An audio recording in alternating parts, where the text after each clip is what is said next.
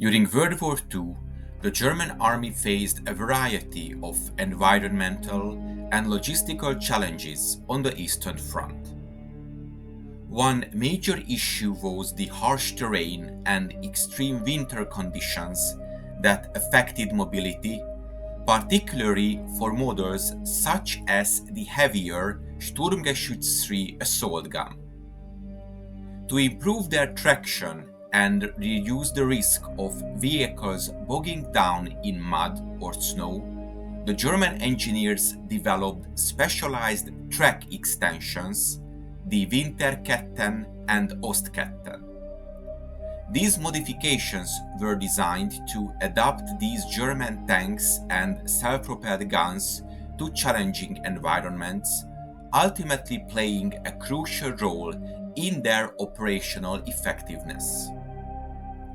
As Germany's invasion of the Soviet Union progressed, the German tanks struggled with severe mud, thick snow, and ice, leading to significant losses in vehicle mobility and operational effectiveness. The standard tank tracks proved inadequate in these intense winters and rough terrains of the Eastern Europe. In response, the German army designed two main track modifications to address these issues. The Winterketten, meaning winter tracks, these were designed specifically for use in deep snow and icy conditions, and the Ostketten, translating to eastern tracks. These were developed to handle both deep mud and snow, as well as to increase overall mobility in the uneven, often muddy terrain encountered throughout the Eastern Front. Introduced in early 1942, the Winterketten were primarily intended for winter use. These extensions were attached to the existing track links, extending the width of each link by about 25%. This widened track created a greater surface area, allowing the weight of the vehicle to be distributed more evenly over snow and ice, thus reducing the chances of the vehicle becoming stuck. The design also incorporated additional teeth, which provided better traction on icy surfaces. The Winterketten extended the width of each track link, generally resulting in a 500 mm track width for the Panzer III and Panzer IV medium tanks. This wider profile minimized the ground pressure, crucial in snowy conditions.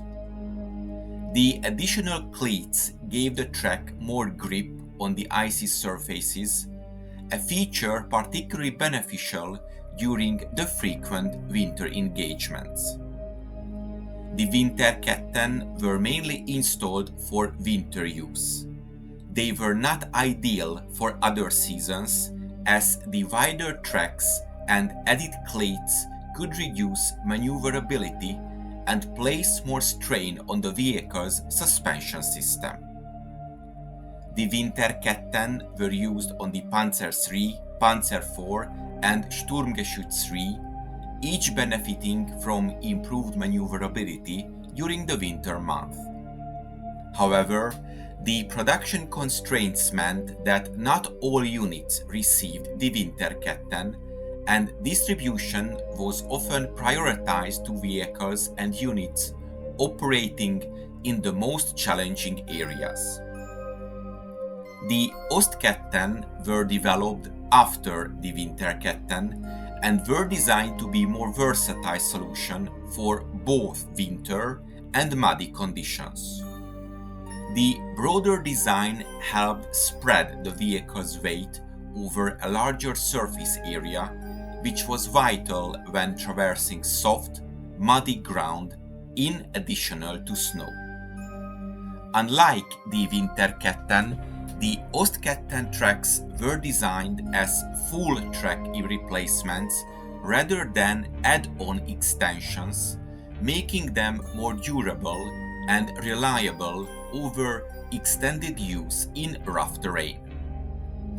Ostketten had an even greater width than the Winterketten, measuring up to 700 mm on some vehicles. This made the Ostketten highly effective in minimizing ground pressure, reducing the risk of vehicles becoming mired in mud or snow. While the Winterketten were primarily for winter conditions, Ostketten could be used throughout the entire year.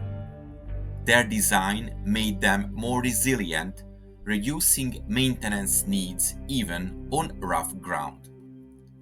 Unlike Winterketten, which were extensions, Ostketten were entirely new tracks, allowing for better integration with the vehicle's track system and a more robust fit for heavy use. The Ostketten were fitted on the same series of vehicles, the Panzer III, Panzer IV and Sturmgeschütz III, but were less commonly used due to the higher material costs and manufacturing time. Units operating on the Eastern Front often had priority for Ostketten-equipped vehicles, as these tracks provided consistent traction and mobility advantages throughout the entire year. Due to logistical constraints, neither Winterketten nor Ostketten were universally issued, with production limitations ensuring only selected units receiving these upgrades. Priority was generally given to key areas on the Eastern Front where the conditions were the most severe. Both track modifications placed additional strain on the vehicle's suspension and drive system due to the increased width and weight. The Panzer IV, for instance, saw increased stress on its drive wheels when equipped with Ostketten, affecting fuel efficiency and increasing maintenance needs. The introduction of the Winterketten and Ostketten made a substantial difference in the effectiveness of German armored units on the Eastern Front. These modifications allowed vehicles to operate more reliably in conditions that would have previously immobilized them. By reducing the risk of vehicles getting bogged down, German forces could maintain better operational flexibility during offensive and defensive operations in the winter and spring seasons. Though not a complete solution to the logistical challenges, the Winterketten and Ostketten played a key role in adapting German armor to the Eastern Front's unique demands. These adaptations underscore the German Army's capacity for on-the-fly technological adjustments, even if resource and production limitations prevented their universal application.